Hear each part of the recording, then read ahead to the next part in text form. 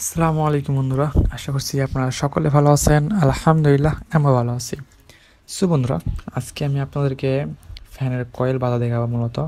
তো শর্ট টাইমের মধ্যে মানে সংক্ষেপে আপনাদেরকে এটা বুঝিয়ে দেওয়ার চেষ্টা করব কিভাবে আপনারা ফ্যানের কয়েল বাঁধবেন এবং আমরা দোকানে কিভাবে ফ্যানের কয়েলগুলো বেঁধে থাকি, এটা মূলত দেখাই দিব খুব সহজে। তো এভাবে মূলত বাঁধলে মূলত নিজের কোনো খরচ নাই, শুধু একটু পরিশ্রমের মাধ্যমে কিন্তু নিজে হাতেই এইগুলো কয়েলও বাঁধা যায়। এছাড়াও মেশিনে বাঁধা যায়, ওতে খরচ একটু বেশি হয়ে যায়। তো এই জন্য মূলত আমরা হাতে বাঁধবো এবং হাত দিয়েই খুব সহজেই এই জিনিসটা কিভাবে কমপ্লিট করবো এটা দেখার চেষ্টা করছি। তো বন্ধুরা, শুরু করা যাক।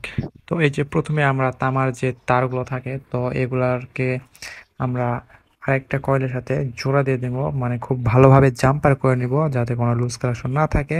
এরপরে যে পেপারগুলো দুই পাশে ঢুকাই দেওয়ার পরে আমরা যে জাম্পার দিয়েছিলাম ওই জাম্পারটা সাবধানে প্রবেশ করাবো।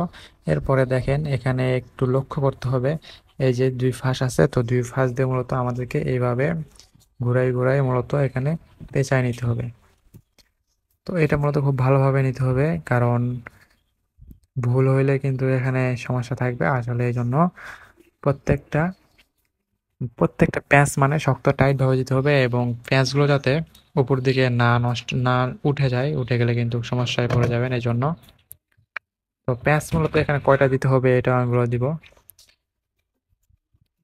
দেখেন, এখানে কিন্তু দুই ধরনের প্যাঁচ আছে। প্রথমে একটা দিবেন ডান পাশ থেকে এবং পরে আরেকটা যাবে, যেটা ওটা আসবে হলো বাম পাশ থেকে। মূলত দুইটার প্যাঁচ দুই পাশ থেকে হবে, এইভাবে মূলত দিতে হবে। কারণ যদি ভুল হয়ে যায়, যে একটা ডান পাশে দিলাম পরেরটাও ডান পাশে দিলাম, তাহলে কিন্তু ভুল হবে। প্রথমটা যদি ডান পাশ থেকে শুরু করি, তাহলে দ্বিতীয়টা বাম থেকে শুরু করতে হবে। এবং এখানে পেঁয়াজ দিতে হবে মূলত 280টা বা 270টা, এরকম। এর কম দিলেও চলবে, তবে বেশি দেওয়াই ভালো। বেশি দিলে মূলত ফ্যানটা বেশি স্পিডে ঘোরে।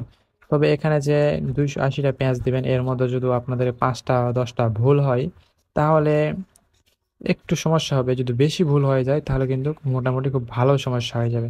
কারণ একটা দুটো সমস্যা হলে সমস্যা নাই, যখন 5টা 10টা ভুল করবেন তখন ফ্যানটা কিন্তু একটু লাড়াচাড়া করবে। তো এই যে দেখুন, আমাদের মূলত বাঁধা কমপ্লিট।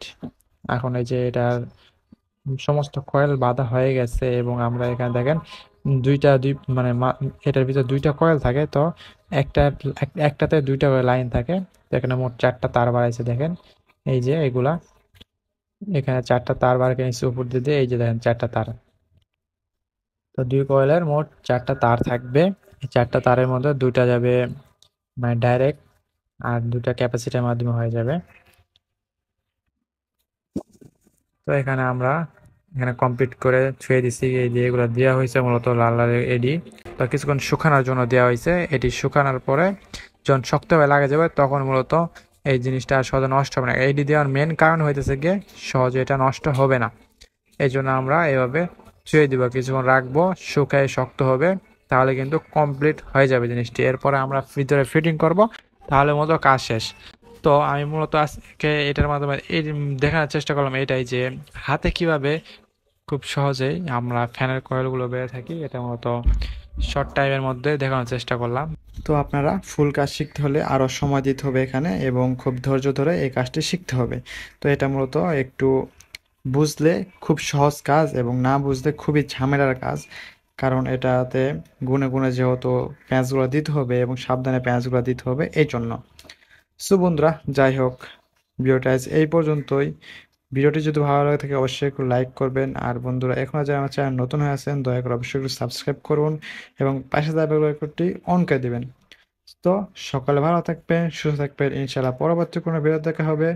আসসালামু আলাইকুম।